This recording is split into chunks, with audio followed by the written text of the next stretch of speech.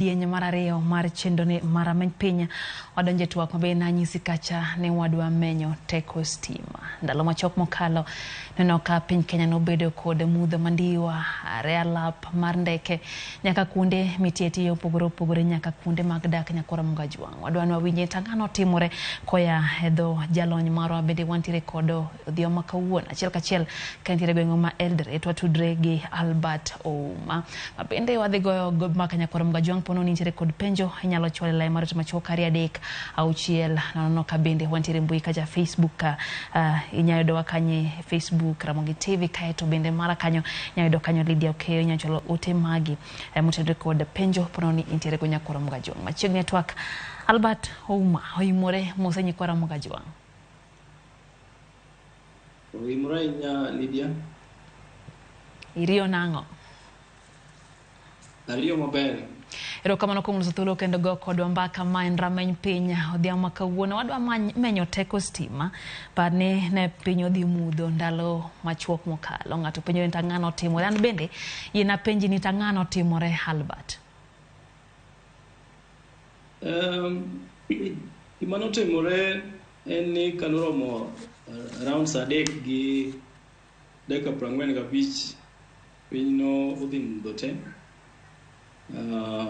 Koro nowapenjore apenja kaka pile seche ma gima kama otimore ni to ang'o mane nyalo bedo notimore. Koro nowabedo mana kwarito mondo Kenya Power omiwa statement kata oyud statement kwa kuom sirikal ni to en wach mane manotimore. Koro notimore samarach no aliniambia nitoe niangushe gik mang'eny ne dhi mbele notieno tich abich kuondewa mag tongona gik mang'eny ne dhi mbele ka gi kacha. Koro kiny Kenya Power nogolo statement kagiwacho gitemo explain gima notimore ni ne gima giluongo ni system nobedo gi imbalance ka mach mawuok yo mar sabit kocha ma iloso kaluwore gi teko mar yamo maringo matek iluongo Lake Turkana wind power nine majno nochot kadonje system miluongo ni grid. Koro giwacho ni majno kanochot to nokelo chochni kata imbalance. Koro so far nyaka pok wayudo report kamili en mana statement no ema pod warelayo although Lake Turkana wind power nowacho ni gin ok gikelo shida no nowuok kane system system ne nigi gimiluongo ni high voltage. Koro mondo gi protect generation plant gino nyaka ne gi switch off. Koro wayudo ka en blame game ma Kenya Power wacho ma to joma giwacho no kelo mae bende golo wach mopogore.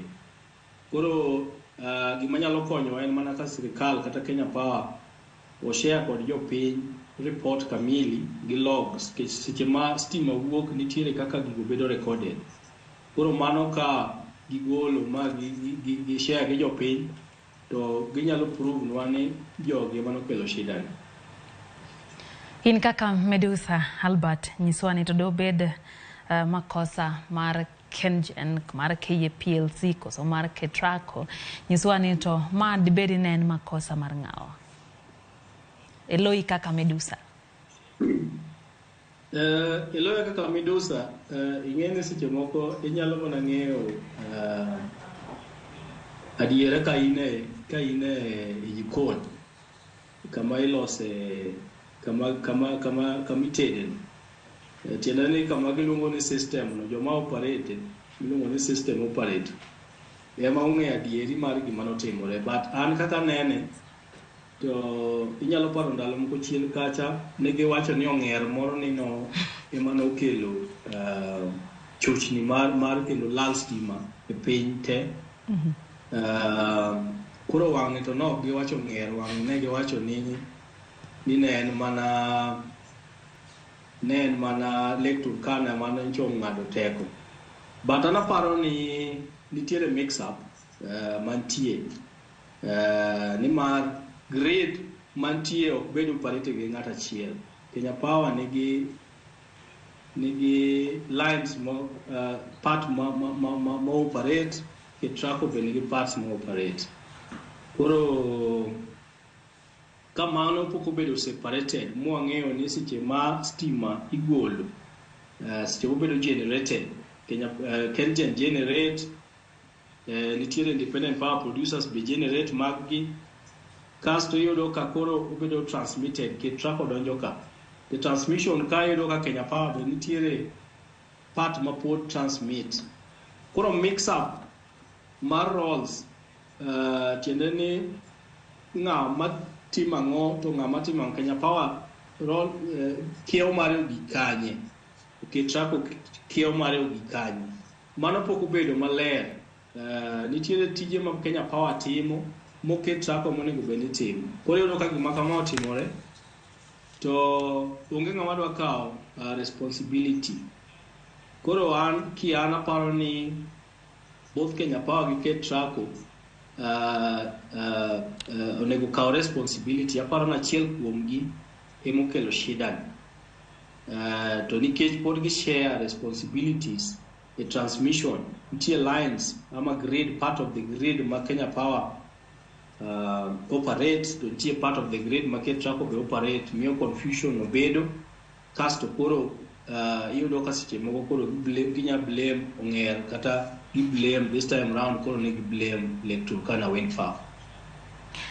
Albert higni buora nyaka ne piny Kenya bed piny ma bende koro ntiere kod loch mare owuon. Bende paro ni wantiere higa kata pod wantiere e okang' monjo be ni pod waketo seyo kuom ong'er ka pod kuponi stima olal kata yudo ka seche ma bende teko mar stima olal yudo ka onge kata mana backup malong'o yudo ka kuonde machalo ku alap ndeke mar JKI ma en kuma bende piny Kenya ntiere kod peka nyate wechego mag uchumi yudo ka ne onge kata mana backup ntiere kod mudho ji menyo mana gi toch iparo ne be winjore piny Kenya obed kama ne gino no keto waeno nyaka sechegi. Lydia en wichkuot maduong' ahinya ka nyaka sani ka stima olal ke stima to en gima nyalo lal magi gin gik molos kod lwet dhano to onego bed ni nitiere chenro makare ma in case ni gima kamano timore to ngima pod dhi mbele inyalo neno ka nyocha ne stima olal to koro airport wa maduong' ma en a major transit hub into East Africa and other regions e piny Africa ka ni koro ji menyo mana gi toch ni stima olal nikech generator ok nyal biro mondo ok nyal kwanyo mondo lero bedi kata gik moko dhi mbele. Apart from mano kata kiweyo koro the users kech Jomo Kenyatta International Airport en mana user mar stima teni en ng'ama tiyo gi stima to jatend migao mochung' ne weche makamago airports kod weche mag infrastructure ni neno kokawo atua ma ntiere joma ne tiji gi okethore to e Kenya Power kata Ketraco pok waneno ng'ama okawo responsibility koro pod waluoro aluora to kama shida ne otimore ni to pok waneno ng'at ma okawo ne atua kata omiwa report ni mae e gima action mwakawo koro yudo ka ji wigi chalo gima chako wil gi wachni to pok waneno ni to action mane mokawo kata gi sirikal Ketraco kata Kenya Power nikech ma en gima osetimore chien kacha to from chien kacha the last one manotimore mane tower nolwar Naivasha mano wach ne en case mar vandalism waneno ka action moko kawo jomoko from Kenya Power ne oketi ma nochunge tich kage kacha to mano is not enough. Anaparo ni gimonego timore ni kaka mano timore ni wanego obed gi gimiluongo ni clear demarcation of roles to kwa transmission te odok ne ke track to nego bende wamiyo gi bende teko malong'o, resources, pesa gi gik madwarore te mondo gi maintain grade e yo mowinjore. Koro an gima nyalo wacho ni en wich kuot kabisa ni Kenya kaka en jatelo e East Africa kata en malo sana e Africa region, pod bedo gi weche makamage matimore ni stima nyalo lal to kawo more than seche 10 kapok oduoke. Kaso statement ma wuok en mana blaming jomoko ni ng'ane notimo kama. Mano kaparo ni ok en kaka onego bed ni wadhi. Sirikal onego invest adequately a grid mondo gi protecte, mondo gi make sure ni en robust, to kata ka stima olal nikech magi molos kod lwet dhano, ni gimoro timore makelo chochni, to nitiere contingency plans ma make sure ni continuity nitie. Mach pod nyalo wuok koa kamachielo. Mar ariyo kendo onego wa invest e gimiluongo ni East African Power Pool. Tiende ni grids onego bed interconnected e East Africa ka, mach ma Uganda, Tanzania, DRC to gi Kenya to gi other East African states. Make sure ni stima ng'ikni obed kamoro, to mach nyalo wa kamoro mondo o make sure ni giyudo resruok kiloso wachni. Erokamano. Awinjo kiwacho ni en wich kuot, an bende ayie kodi adieri en wich kuot, to nyiswa ni to ang'o minyal tim e pacho ka mondo mi wabed kata kik wachak wabed gi wich kuot machal kamano kendo. Ponono ni weche gi mag yamo miwacho ni ma Turkana no ochako timore nang'o mowinjo bed ni timo mondo mi gima chal kama kik chak timre e pacho ka kendo, Albert? Lydia, manaka kasewacho namba achiel onego bed ni we separate roles, we transfer transmission functions te. Tiende ni ke trako kaka en duol manolosi ni transfer transport kata gikeyo teko mar stima man gi teko mang'eny. Seche ma stima osebedo generated tiende ose lose. Watch for example Budala kocha nitiere Sondu Miriwa hydropower. Koro seche ma majno ose losi en gi teko mang'eny, to seche ma igole e generation plant kanya koro itere kama station mitere, to ke track matimo mano. Koro functions te mag transmission onego wene ke track. Kenya Power ok onego bende timo transmission.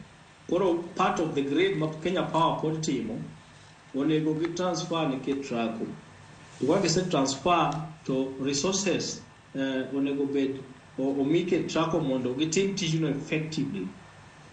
Kik wabed ni nitiere parts mag transmission ma Kenya Power, parts of the grid ma Kenya Power pod operate. Mano number 1. Number 2 en ni East African Power Pool grid will be interconnected such that ineno kane Kenya Power wacho ni seche ma gibedo gi blackout, nationwide blackout, to giyudo resruok kuwuok Uganda. To this time round Uganda ne mach mowuok Uganda no chalo gima ncha ne ochot. Ok nyiso nang'o ne ochot karang'o, tang'o momiyo pok oduogo. Koro ka East African Power Pool nyalo tiyo maber ma mach a Tanzania, a Uganda, a Ethiopia, mag grids go bedo interconnected maber, to biro kelo resruok. Mano onge piny manyalo timo ma kende. Seche ma gibedo interconnected no miyo tich bedo mayot. Number 3, aparo ni koro chik onego bedi mag chuno Kenya Power mondo compensate jo ohala kata individual consumers ma incur losses ma moyudo lal kaluwore gi lal mar stima. Yudo ka chik mantie sani ginyalo mana compensate kata ginyalo mana chulo ng'ama ohinyore kata ng'ama gire moro kethore, to pesa to ginyal miyi. Iyudo koro mach manolal ni, stima manolal, teko manolal e piny teni ji mang'eny ne gigegi okethore nikech ma ok en gima no opangi. Koro lal mar pesa mane ji oyudo ni onego bed ni gibedo compensated. Koro ka ng'ama operate grade ng'e maber ni ka stima olal tadhi chudo, adhi lalo pesa, obiro tiyo tije e yo mowinjore. Koro chik onego bedi ma make sure ni compensation no okete chik.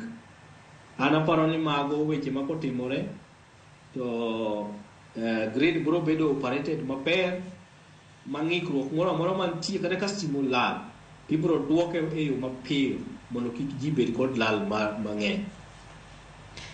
Bende Albert, inyalo paro ni ntiere yorego ma bende piny Kenya yudogo teko mag stima kama oting'o tiyo gi pi kachiel gi tiyo gi yorego bende mag yamo nyamano ma Turkana bende obedo kod ng'ikruok.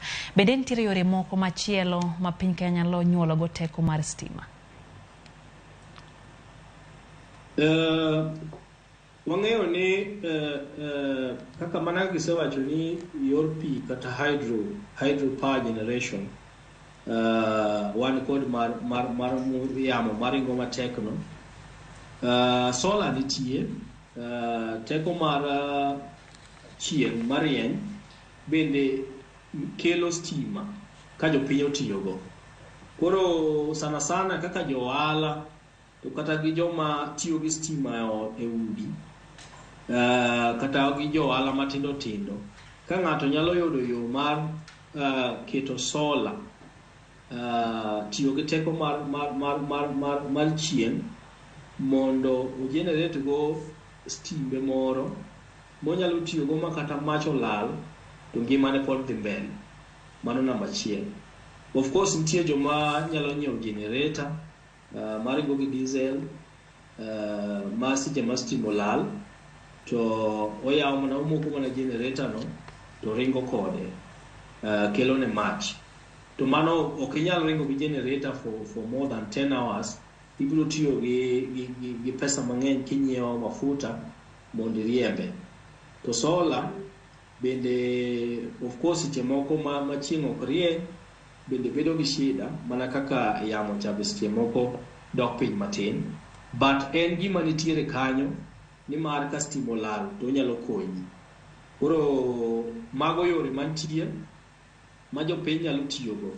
Of course sirikal temo mondo harness kata temo mondo oti gi geothermal power ma en teko mawuok ikunyo piny ka pi moro chwakore piny to lokore iro to generate stima.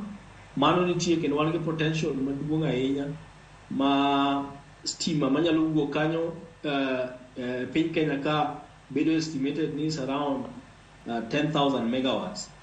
To mwase harness, mwatiyogo in about around 4,000.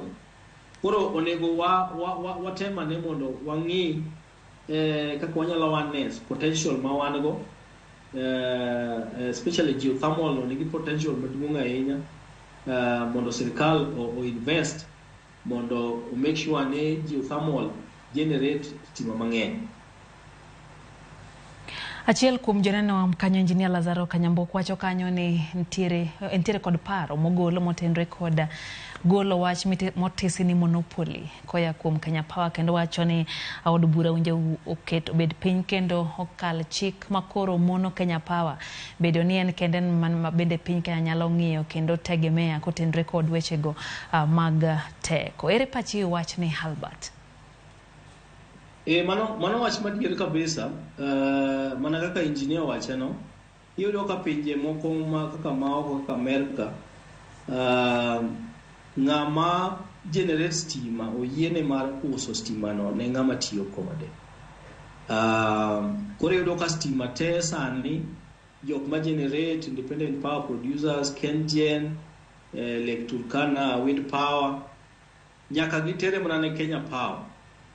Koro ka Kenya Power use ne jopiny. To ka wa liberalize distribution, tiende ni stima cha kosegol to jok ma use ka tiyo mana gi infrastructure mantie. For example, anya mi example kaka mara Kenya Pipeline. Gigero mana pipeline muwuok Mombasa kucho ka dhi Eldoret kendo dhi Kisumu. Koro oil marketers kata joma uso mo tiyo mana gi infrastructure no ka biro mogi ka gitere kuma gidware kasto koro loche gi kawe kuondego. Wanyalo tiyo ga similar scenario e wach mar teko mar stima bende, such that joka kande koro bro chulo mana tiyo gi infrastructure mar keo stima ni to stima gi uso ne jopiny directly. Ma ano bro miyo ni ng'ama uso stima ni make sure ni gik moko tiyo yo makare. Mano bro golo monopoly. Koro monopoly no kapod nitie to pod wabro bedo gi shida maduong' ni mar gineno ni gin kendgi, onge competition mantie, kendo gima kamano kata timore to koro pod ubro rito gi arita nyaka giduoge kaka kunya bedo gi teko stima. Koro ayie gi engineer kabisa. Bende aneno temo ya kuom Oguda ka Yesu owacho kanyo ni to dak sirikal jiwe sola kaka teko mitiyogo e yore mag stima ma ok lal. Koso pache moro wacho ni diponi madhi duoko yuto mar piny owacho chien.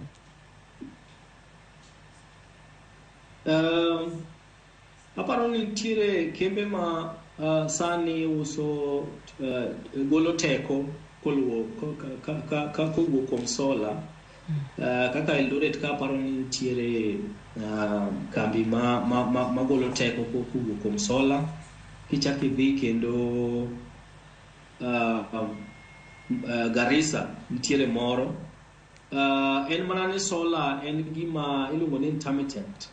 Ok en very reliable. Koro kikete mang'eny e grid bedo okelo instability. Koro mana jopiny kata individual users, bed commercial kata industries, joma loso gik moko matiyo gi teko mang'eny ema nyalo tiyo kode maber ahinya ka koro gigolo reliance, gigolo dwaro margi ni teko nyaka wuog koa kuom Kenya Power. Koro technically ok onego bed ni teko mawuok e sola kata gi wind bedo mang'eny ahinya grid kanyo, nikech ka gibedo mang'eny to kelo shida. But gima mono jopiny install solar with japiny mana makete ode kata ng'ama ni go ohala, obedo ohala maduong' kata ohala matin kaka industry, kata mana jakinyozi, nyalo kete ma en seche ma stima olal to ngimana dhi mana mbele. Koro mano paro ni jopiny nyalo consider, to sirikal ok nyal kete mang'eny ahinya grid nikech challenge ma wachon. Bende ka pod wang'iyo moko kuom piny bende chopo kae Medusa, bende nitiere yore minyal ng'igo kaka oganda tiyo gi stima, nikech nitiere ng'ur mosebedo ni nitiere jok ma ok ti makare gi teko mag stima. Bende nitiere yore minyal kungo teko stima mondo mi ong'i kaka keto yore mag tiyo kode obed makare, mondo mi kik wabed kod kethruok moko ma bende dhi miyo itiyo kode yo ma ok kare kendo rumo mare bedo mayot. Erokamano Lydia, jopiny onego bed mana kaka ji tiyo gi gik mamoko. Teko mar stima kokel ni onego iti kode yo makare. Aparo ni asebede studio kae ka alero ne jopiny yore ma ginyalo tiyogo mondo giduok teko mar stima ma gitiyogo piny. Ing'e ni ma en gima ok mi nono, inyiewe gi pesani. Koro seche minyiewe to onego bed ni tiyo kode yo makare. Sani uneno ka kochakore tarik 1 dwe mar 4 higani, nyocha ne teko mar stima nochor malo, ma joma ne chulo $10 e unit achiel mar stima, teko stima, sani koro odhi $20, moko $25, moko $27. Koro bei mar stima di malo. Japiny onego ti gi taya matiyo gi stima matin, mana namba 1. Taya manyasani iluongo ni LED, light emitting diodes gi dho Kisungu. En otiyo gi teko stima matin to golo ler mang'eny. Koro kidhi nyiewo stima kik ing'iya ni ing'iyo bei kende. Penj ni to adwaro taya miluongo ni LED matiyo gi teko stima matin. Kendo seche ma ji nie ot bende kiki thor yawa gik moko tiweyo, samoro in yawo TV to ng'ama ni kata sitting room maneno TV kanyo onge. Koro jopiny oti mana gi gik moko seche ma gintie magitiyo gi gigo. Kaso walok pachwa bende achiel en loko paro. Iyudo ka samoro in a sitting room, iwuok e bedroom, wiyo wil gi taya liel. Koro mano bende kelo shida nikech seche miweyo liel cha onge ng'ama tiyo kode to units mane nyiewo kama dhi.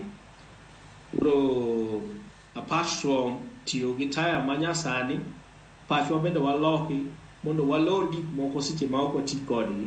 Nyithindo bende wapuonji seche ma ok iti kod gik moko gi lor. Kopogore kuom taya asewuoye weche mag sola ma ube wanyalo keto mondo mi teko mwatiyo godo piny, nikech koro teko cha wuok e sola wuok koa e grid kata Kenya Power. Mano en yo manyalo konyowa mondo teko mwatiyo go odog piny. Kendo seche ma mano timore to ji mamoko bende biro yudo teko no endi. Ineno ka sani endi joma yudo stima e piny Kenya kae en mana tamalo 75. Nitiere atamalo 25 moro magin stima no pok odonjo negi.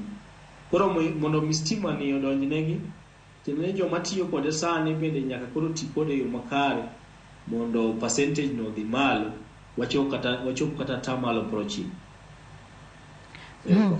Kapende aneno kanyo ka nitiere janeno moro luongo ni Barak Ndama Wood Kadem.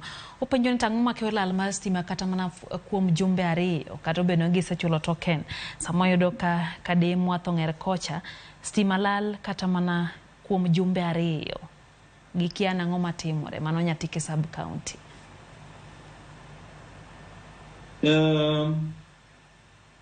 Stima malal inyalo kel gi weche mang'eny. Kenya Power seche moko wacho ga ni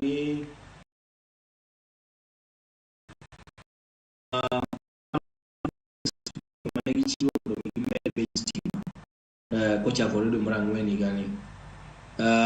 To seche ma stima olal, namba achiel jopiny onego bed ni report. To gi report kama nitiere code miluongo ni *977# *977# ni ok awuoyo lo Kenya Power, but seche mikete report no endo dhi nyaka ne duol miluongo ni EPRA. Nitie gi monitor ni seche ma stima olal ni Kenya Power okawo saa maromo nade mondo mi stima cha oduoki. Koro kawo kidayol namba no endo to Kenya Power seche moko biro weya ma ine mudho. Ni mar seche moko system ne magitiyo go mondo ging'e ni stima olal kanye. Koro jopiny ok awuoyo lo Kenya Power, but aneno ga ka mano en yo mamiyo gi respond ga yo mapiyo piyo. Koro ka ginyalo dial *977# to gi report power failure, i report lal mar stima, to gidhi ng'e system gi stima lal Nyatike kama. Koro we waowa mondo odhi olosi. Koro ka report no isetimo to gibudho kapok okawo wige 2, to report no endo keto nying gibedo marach kabisa, nikech ing'eni gin be ing'iyo gi duonde moko ga prang'iyo gi, to internationally bende regionally gidwa ni nying gi obed maber. Koro gitemo ga ni gik mobedo reported no en nyaka gidwoki kapok nitie joma goaga simu okaka namba ogoyo ni stima olal ka bi duokna. But seche mitiyo gi code no to keto negi pressure moro kanyo, ibiro yudo ka gibiro mondo gilos. Erokamano ahinya Engineer kata jalony. Mano kanyo Medusa Alberto Uma kwa tudega chel kachiel kode Nyakurum Gajwang ka entiere gwenge ma Eldoret. Omiyo walere kotenre gi mano timore ahinya to bang' piny Kenya dhi e mudho mandiwa ka bende wechego mag ohala nobedo kod kethruok saa ma detam wantiere kod penjo maber no kagano chwalo kae kata kamano nikech saa okang' no bedo kod thuolo mar penjo go en geno mar Nyakurum Gajwang ne yudo puonj kotenre gi mago bende weje beni timo kaka jalno bende tiyo gi teko mar stima e kuondego mabendo ganda odak. Erokamano kuom keto rameny piny. Nyinga Lydia Okeyo. Warom kendo kanyo saa 3 chenro mar Oimore.